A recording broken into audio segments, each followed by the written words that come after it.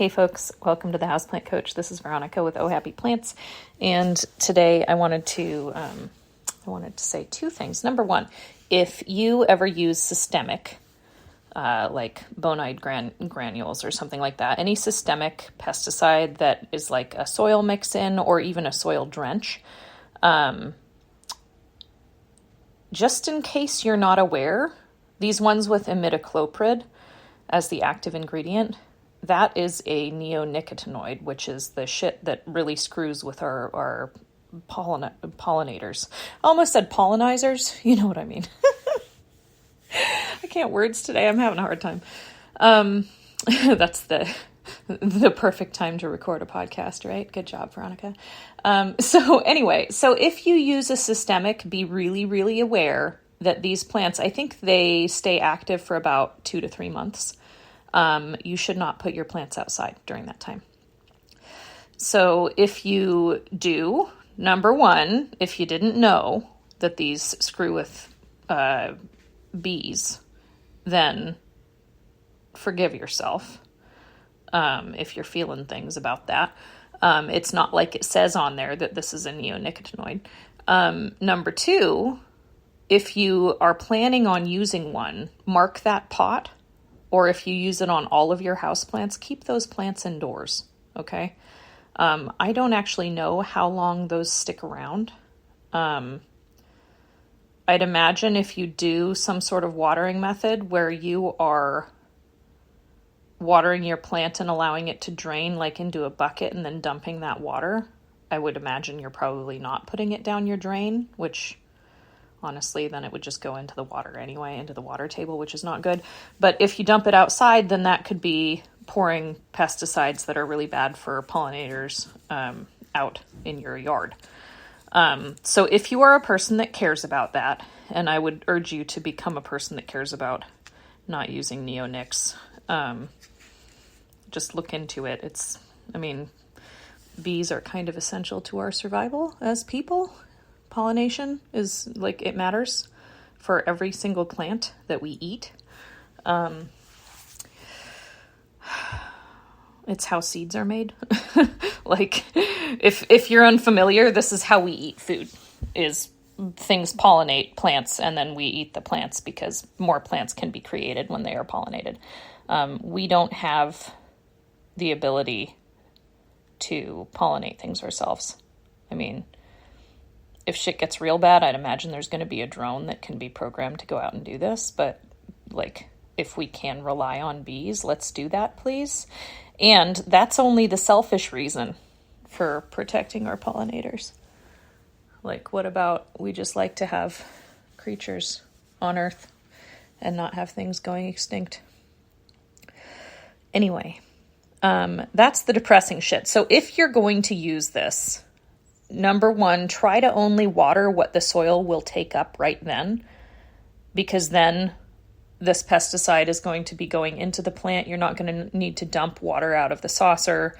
Try to water sparingly until you really figure out how much water that plant needs at one time. If you're a person who typically waters and pours the water out into buckets, if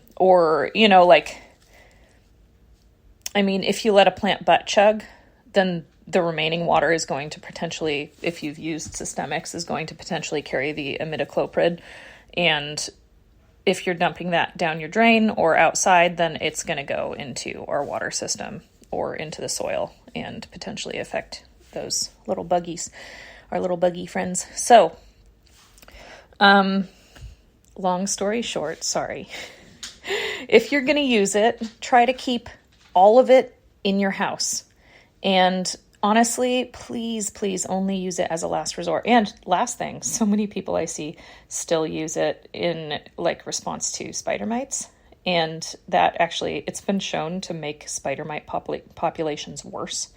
So it's like steroids for them. They're not an insect. They are in the arachnid family, and so it does not work on them. So instead of using it for spider mites, use something that you can spray on the leaves. And honestly, I would urge you to consider using something like that across the board, unless you have an infestation that you literally cannot get rid of. Then selectively use this, and don't use it all the time. I would really, really urge you to only use systemic granules when you absolutely have to. If you can spray your plants down, and if that is going to be sufficient, if you have like an isolated infestation on a couple of plants or like one cabinet or something, just commit to spraying those plants down a handful of times. If you have to use this stuff, using it once should wipe out whatever is going on. As long as it's not spider mites, then it's just going to make it worse, so don't do that. But using it once should wipe it out because it lasts for like 8 weeks, and that's long enough for any pest that I know of to hatch out of its little eggs and get dead. And that's the point. And then as long as you're careful with the plants that you bring home, then you shouldn't have any more pests. So, granted, sometimes mealybug can hide in little crevices and they're freaking assholes. I actually found some mealies in a couple of plants that I brought home months and months ago. And they had been hiding, you know, where the petiole, the stem of the leaf, meets the main stem of the plant. They'd been hiding in that little crevice. These tiny, tiny little guys. And I just saw one. And I was like, you fucker, get out of here. So, yeah, anyway. But mealybug, they die really easy, so it's okay. Scale are a little bit harder, but they don't spread very fast because they grow slowly. Mealybug do travel. They can walk from plant to plant. They can go 20 feet across a room to get to a new plant if they want to. Thrips are probably the worst and the hardest to get rid of. And aphids also can be little bastards. They're really easy to kill, but they keep coming back. And they travel too because they can grow wings. So, but they're pretty obvious. You know, thrips are less obvious. Aphids, I feel like, are really freaking obvious because they go for the new growth and they make it all deformed, so you'll fucking see them. And they're really, like, I mean, you've seen aphids, right? They're, like, chubby. And they're easy to squish. They look like little blobs. And they like the new growth. They like the baby growth. So I feel like they're easy to find. Anyway, let's just be aware of our environmental impact with the choices that we're making for our houseplants. And then also, if you have cats that chew on your plants, don't use imidacloprid. If you have dogs that chew on your plants, don't do it. If you have children that chew on your plants, if you eat your plants, don't use it. It's a bad idea. I think that's it for that. Oh, the other thing I was going to tell you about is that I'm actually right now doing this giant repotting project. And I have decided to revamp the way I take care of my plants. I have many plants that are going to stay as individuals in their pots. Like right now I'm looking at this, though I may need to upsize the pot of that one. There's a Calathea orbifolia. I don't know if they changed that one to, what did they change them to? Gopertia? I don't know if that's now a Gopertia orbifolia or if it's still a Calathea. I have no freaking clue. I did not pay attention close enough to which species, because some of them are still Calatheas, but only some of them, only a handful. Most of them changed to Gopertia, and I don't know if that existed already, if that genus name already existed, or if they made up a new one because they're like, oh no, these are genetically different than these other ones. And I'm like, oh, you guys. Anyway, shout out to Sansevieria. It's a common name now, bitches. So Calathea is now, we're going to use it as a common name, damn it. Anyway, y'all know the orbifolia. I have one of those that's in a big pot, and, well, I mean, it's only 6 inches, but it's kind of getting giant. And I have a money tree right here. I'm just looking around my room here in my living room. That'll stay in its own pot because it would look weird with other things, you know. I do have a pot that I combined. What is it called? A caramel marble and, God, I've forgotten what that one's called. My brain wants to say like Dark Lord or something. It's like, you know, the sawtooth philodendron, they call it jungle boogie or philodendron narrow, but it's that, but the one with like deep red leaves, like dark burgundy. I don't know what the fuck it's called. Anyway, I have that and the caramel marble and then the jungle boogie all in one pot because they're all the same leaf shape. It's like the same plant but different colors. So like what the fuck ever, you know. I shoved them in one pot because that's one pot to water instead of 3, right? That cuts the time on that specific kind of plant that all needs about the same thing. It cuts it by 1/3. Excuse me. Yeah, so I'm doing some repotting. The big guys are mostly going to stay in their own pots. Repotted a ficus, repotted a begonia, combined the cuttings from that begonia from the last time I repotted it, and some stuff fell off, or maybe I was just treating it. Some, when branches fall off because you're not careful. Yeah, so I had been rooting those and I just shoved them all in one pot, so it's less to deal with. So I'm doing this big project just to consolidate. And the point of it, like, I know a lot of us have this whole, like, fucking ego-driven bullshit.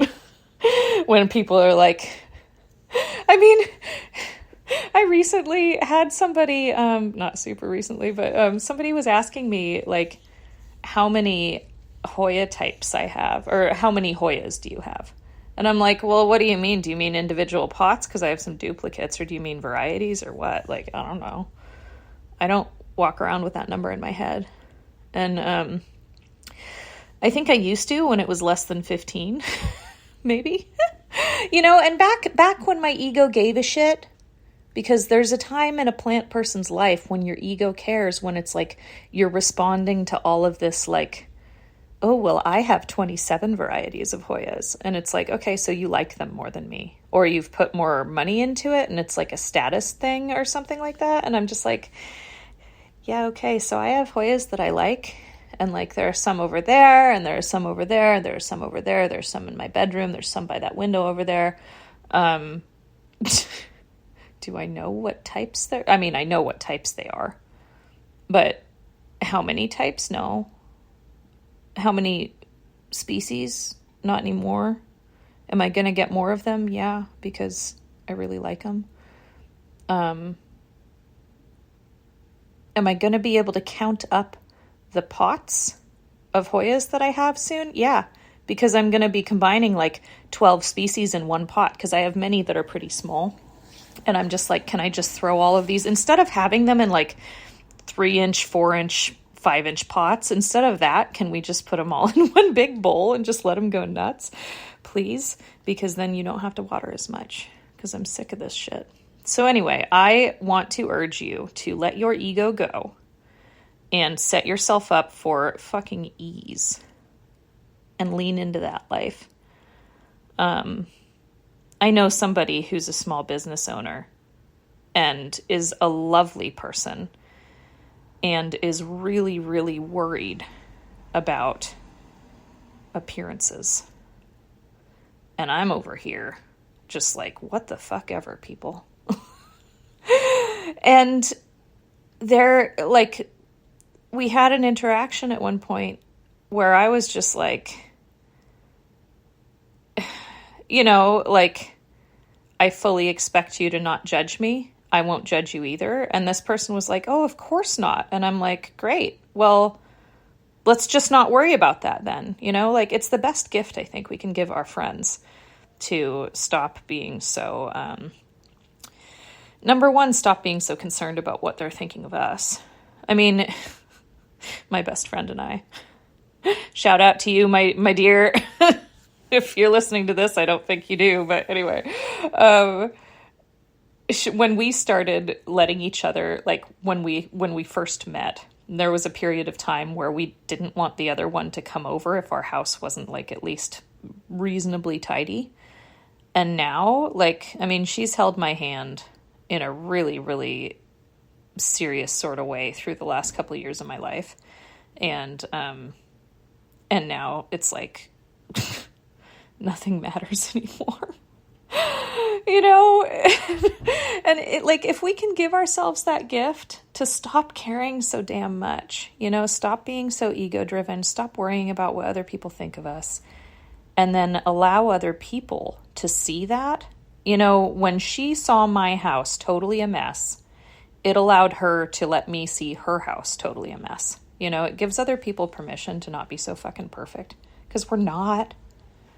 Not one of us is. Like, yeah, I want my bathrooms clean when somebody else comes to use them. I don't want my house to smell bad. And then, like, the rest of it is like, okay, there's dog toys all over the floor right now. Somebody might trip. I don't want that to happen. But like, do I feel bad that I have a bunch of runners around so that Drumstick doesn't slip on my floor? Do I feel bad that they're crooked right now if somebody were to walk up and see this? Like, no, it's not a great first impression, but do I really give a shit? No. So anyway, I want to encourage everybody to stop judging yourself harsher than anybody else does, because you know you do. Cut it out. This is the houseplant coach telling you to stop caring about how many fucking pots of plants you have as a status symbol and just care about how well they're doing. But even if that's too hard, care about how well you're doing. That's really the number one priority. Are we taking care of ourselves? If we take care of ourselves, then we can take care of others, including our plants, including our dog. Yeah. Anyway. That's my rant for the day. Take care of the bees. Take care of yourself. God damn it. Signing off. And if you need some dirt, if you're inspired to do a giant repot and you need some dirt, you know where to go. ohhappyplants.shop. I always have the 10-gallon mixes on sale for a really good deal. If you compare how much you get to the little quart bag, it's a killer deal. So yeah, and it's if you're considering purchasing like a bunch of different types of soil, I may actually start offering, well, there's a piece of me, maybe I'll just revamp my turbo mix, because I have been mixing myself soil that is, like the turbo mix is designed for many tropicals. And if you're a person who, like I've got Pray For Us, which is like for prayer plants, calatheas, marantas, stuff like that. And there are reasons for that. And it works really well for those plants. I've got the rainforest floor that works really well for plants that grow on the rainforest floor, as the title suggests. I've got the grassland that works really well for dracaenas. I get killer feedback on that. Tropical climber is great for ficus. And tropical climbers like pothos and shit. Because that's what we call those. But if you're a person who just wants to buy one type, the turbo mix is a really good one. I think I am going to revamp the turbo mix to be more like what I use at home. Or maybe I'll create another blend, because mine is a little bit fancier, honestly. I put a lot more goodies in there, even more than the turbo mix, because I want it to last longer. I don't want to have to repot or fuck with it as often. And so I've been as I've been learning more about what plants like and doing experiments, I've been changing what I use in my house. So I think it's time to update more things. And I do update and adapt the soils. That's honestly, it's one of the reasons that I don't list the ingredients on the soil bags, because then I'd have to revamp the labels every time I make a tiny little tweak. And I don't want to, because I'm one person and I have a lot of shit to do. But yeah, I think releasing Turbo version 2, like my mix that I use for my plants, would be helpful. Because I put pretty much everything in it, even like Sansevieras. I just I update my watering instead of updating my, instead of necessarily matching the plant's water needs to the soil itself. I will change the pot size and the frequency of watering instead.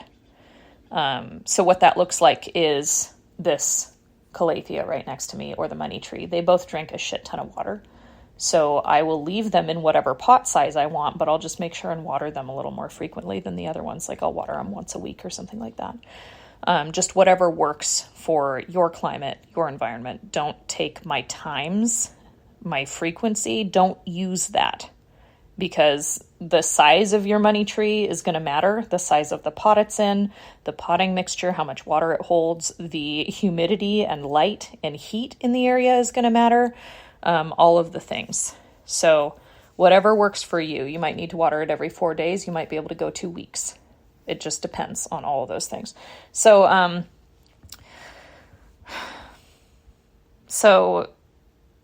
Anyway, back to it. I will, if I plant a Sansevieria in this mix and it's in like medium light, not super, super bright, then I'll water it probably every 2 to 3 weeks instead of every week, because it's going to drink far less. Maybe every 4 weeks in the wintertime if it's cool, because it's not going to be photosynthesizing as much because chemical reactions happen faster with more heat up to a point. Yeah.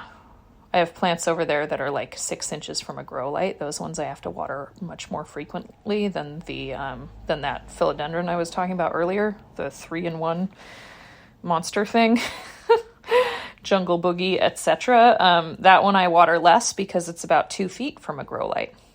So even though, and it's also in a much bigger pot than the Dischidia Hoya mixture that I have up above it. So it's far less light. It's a little bit cooler because it's further from the bulbs. And there's also a fan next to it, which kind of, it's not on all the time. But that will increase the watering, but it'll decrease the heat right around there potentially. So, but it blows away whatever evaporation it's doing. So all of these things matter. So really all you need to do is like repot your plants in whatever soil you want. So if you're looking for a really, really good one, I'll be putting this mix out at some point in the next couple months here, probably. Maybe sooner, we'll see. But make sure you pay attention every time you change soil texture. Even if you just add like an extra part bark to your normal soil mix, pay attention to how much water it takes, like how much it holds and how fast that plant will drink it, and then just adapt from there. I feel like I've said all this before, so I'm going to stop talking. Anyway, I invite you to make your planty life as easy as possible.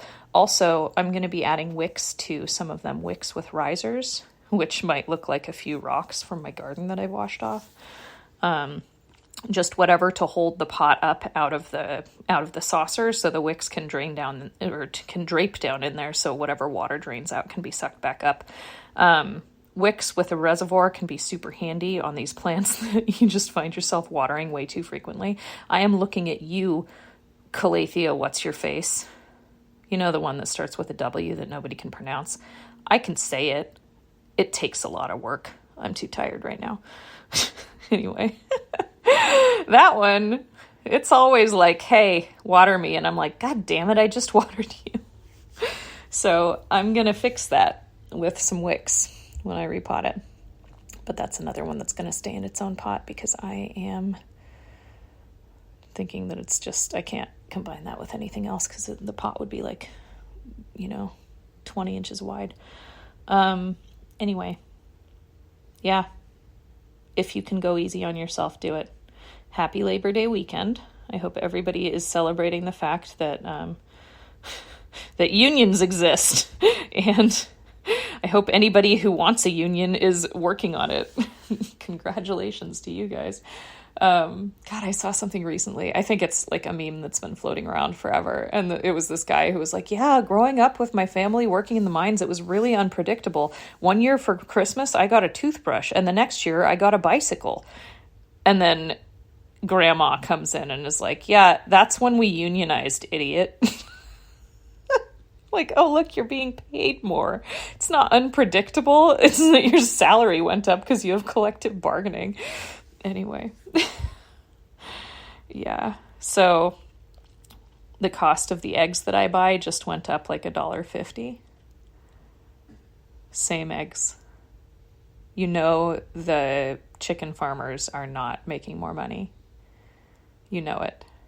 You know that it's the head honchos at that store. Oh, inflation is slowing down, really? And like, it's not inflation. It's people wanting to see how much we will tolerate before we start not buying things. And when it's shit like eggs, whew. How do you not buy eggs? You get chickens. That's expensive too. But anyway, everybody I know who has chickens is like, yeah, just help me cover the cost of feed, and their eggs are like $5 a dozen. And I'm like, that's the same as the grocery stores. And a reason for that is because they don't have collective bargaining power to buy their chicken feed.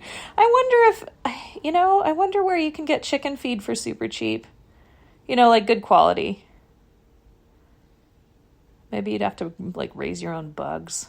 I don't know, because you want to feed them like a good amount of protein and shit. I want to have ducks, mostly for slug control, but I have to figure out how to make them not eat my plants too, and figure out how to train drumstick. I wonder if you have a dog. Okay, somebody tell me if I'm wrong. My idea, tangent, my idea for him is that if I get the duck eggs and if I have these baby ducklings imprint on him, maybe he will think they're cute and not eat them. Maybe he'll realize, oh, they're babies and they seem to like me, and he won't eat them. Because he's too curious about cats and chickens, but I think it might be because they run away from him. Like he's got a strong prey drive. And this was tested last night. When my friend's little dog came over, and this dog, he's 16 pounds and he is pure sass, and Drumstick respects dogs. I don't know why. Like he recognizes that there's a difference between a dog and any other animal, and little tiny dogs, he won't even chase them. Like he's like, no, you're a dog. I'm not going to eat you. And, anything else, he's like, that might be fun. And I'm like, stop it. Like today we had a whole conversation about how kitties are nice and kitties are leave it and kitties are friends and we like kitties and they're nice and kitties are no and kitties are leave it. And he sat down and he looked at where the cat was, and I was like, yeah, kitties are leave it. He said, oh, okay, but I still want it. I'm like, get out of here. So anyways, of course I would not ever let my dog eat a creature unless like it was attacking him. Like one time there was a raccoon, but anyways, if it comes at him, then it gets what it gets. But protecting creatures is definitely the goal. But I'm kind of wondering if we hatched the eggs together and if they thought that he was their mommy, if he would then treat them like they're part of the pack. Because he's very pack-oriented, and he's very protective. I mean, he's not like one of those Dobermans that growls at people that walk by me or anything like that. He's super friendly, but I'm wondering if he would like herd them around at all, or if he would still feel the urge to eat them. So the first thing that I would do before trying any of this, obviously, is find some friends who have chickens or ducks or something who would be willing to take however many creatures that I bring home, just in case it doesn't work, so that they have a home to go to, because we're not taking chances. Anyway, it's just an idea, because they could eat the slugs in my garden, because I'm all about not killing things that like not uselessly, like slugs have to be there for a reason, right? They're to feed the ducks. Anyway, what if we could train slugs to pollinate plants? Kind of think their slime would make it not work. I'm going to stop talking now. This is going really weird places. I hope you all have fabulous days. And again, with the neonics, watch out for those bone-eyed granules. This whole time, I haven't really looked into them. I haven't used them. I've just been like, yeah, keep that shit out of my plants. I have other methods. But just recently I was like, I wonder, I think it was a question about what they kill. And so I started really looking that up. And it seems like most everything except for spider mites.